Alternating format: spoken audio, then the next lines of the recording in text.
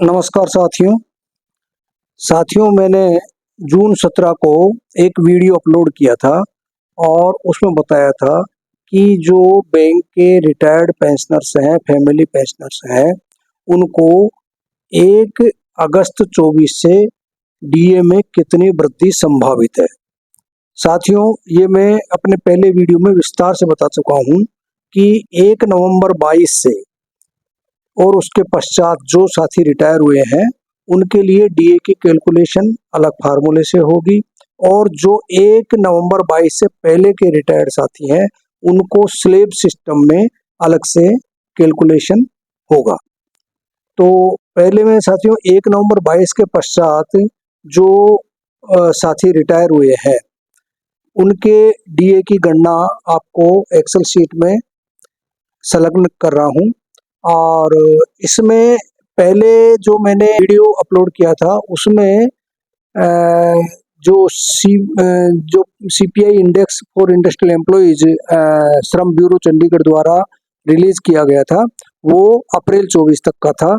अब मई 24 का इंडेक्स भी श्रम ब्यूरो चंडीगढ़ ने रिलीज कर दिया है और वो 139.9 है।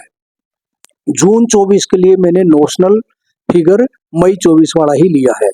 तो ये एक्सेल शीट में आप देख रहे होंगे कि जो अगस्त 24 से अक्टूबर 24 तक के जो डीए की कैलकुलेशन मैं कर रहा हूँ, तो इसमें अप्रैल, मई और जून तीनों का जो टोटल है 419.2 आता है और इसका एवरेज 139.73 आता है।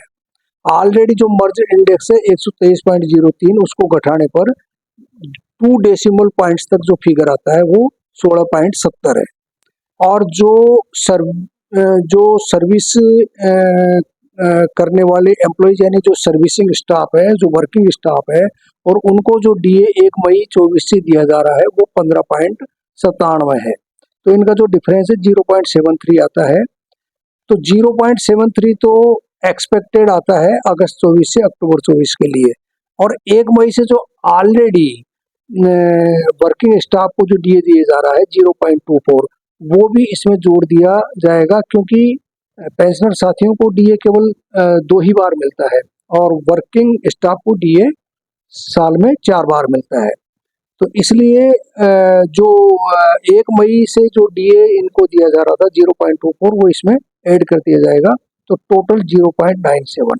तो 0.97% डीए की इंक्रीज पेंशनर साथियों के लिए जो 1 नवंबर 22 के पश्चात रिटायर हुए हैं उनके लिए संभावित है। यानी जिसकी अगर 1 लाख बेसिक पेंशन है तो 970 रुपये की वृद्धि संभावित है। और जो साथी 1 नवंबर 22 से पहले रिटायर हुए हैं उनको स्लेब सिस्टम में कैलकुलेट किया जाएगा और उनके लिए स्लेब का कैलकुलेशन ये मैंने एक्सेल शीट डाली है। और इसमें आप देखिए कि जो मई 24 से जुलाई 24 तक के लिए यानी 1 मई से जो इफेक्टिव है उसके लिए 3 स्लेब जो है कैलकुलेट किए गए थे। और अब क्योंकि सीपीआई इंडेक्स मई 24 का रिलीज हो गया है और मई 24 का सीपीआई इंडेक्स मैंने एक्चुअल ले लिया है, वो 139.9 है। तो जून 24 का मैंने नोशनल लेके कैलकुलेट किया है और इस तरह से तीनों महीने का जो टोटल है 419.2 होता है और इसका एवरेज 139.73 आता है। तो जो इसका फैक्टर है 2.88 मल्टीपल 4.63 मल्टीपल 4.93, ये 9185 आ रहा है। और जो ऑलरेडी मर्ज इंडेक्स है 6352, इसको घटाने पर 2833 आता है। इसको 4 से डिवाइड करते हैं तो 708 आता है। स्लेब जो ऑलरेडी पेड है वो 696 है जो 1 फरवरी से पेड थे। तो जो डिफरेंस आ रहा है स्लेब का वो 12। अब ये 12 स्लेब है, ये अगस्त 24 से अक्टूबर 24 के लिए, और 1 मई 24 से जुलाई 24 के लिए जो इधर कैलकुलेट किए वो 3 स्लेब है। तो 12 में 3 जोड़ देंगे तो 15 स्लेब। इसका मतलब ये हुआ कि 15 स्लेब जो है, जो साथी 1 नवंबर 22 से पहले के रिटायर्ड साथी हैं, पेंशनर साथी या फैमिली पेंशनर्स हैं, तो उनको 15 स्लेब की बढ़ोतरी होगी। और ये 15 स्लेब का भी चूंकि कन्वर्जन फैक्टर अलग अलग है, जो रिटायर्ड साथी हैं कौन से सेटलमेंट में रिटायर हुए थे तो उस की कैलकुलेशन भी मैंने इसमें की है और इसमें आप देखिए कि जो 4 एंड 5th बाइपार्टेट में रिटायर हुए थे उसको 10.05% इंक्रीज होगी। 6th बाइपार्टेट में रिटायर हुए थे उनको 5.25% की इंक्रीज होगी। 7th बीपीएस में जो रिटायर हुए थे उनको 3.6% की इंक्रीज संभावित है।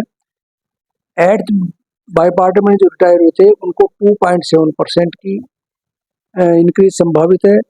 9th बाइपार्टेट में जो रिटायर हुए थे उनको 2.25% की इंक्रीज संभावित है। 10th बाइपार्टेट में जो रिटायर हुए थे उनको 1.5% की इंक्रीज संभावित है। 11th बाइपार्टेट जो रिटायर हुए थे उनको 1.05% की संभावित है। और 12th बाइपार्टेट में जो रिटायर है 1 नवंबर 22 के बाद में जो रिटायर हुए हैं उनको 0.97% की बढ़ोतरी संभावित है।